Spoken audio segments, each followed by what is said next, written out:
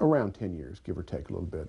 The Chevy small block has been in production for 50 years now. That's unheard of. There's no other engine that can make that claim. Finally, after nearly 50 years of making this miracle motor, Chevrolet dedicated 10 years and $100 million to top what they had. This is the LS1, Chevy's small block for the next 50 years.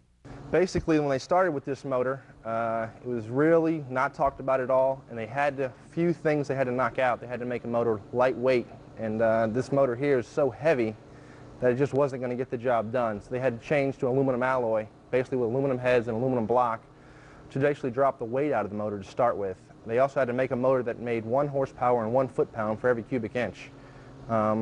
They did all this, and they also maintained the strict emissions requirements of the EPA. Similar in physical size and layout, the new engine is light years ahead of the traditional small block in every area, from port design to the material used to make it.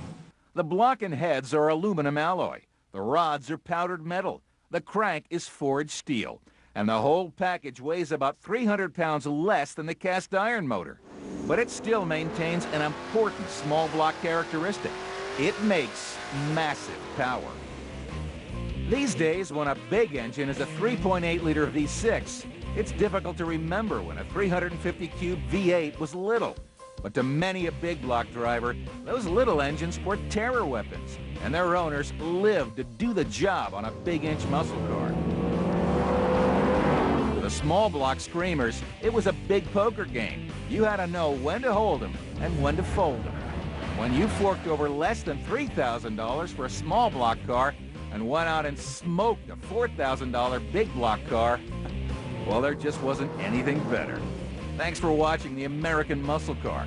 And please remember, don't crush them, restore them.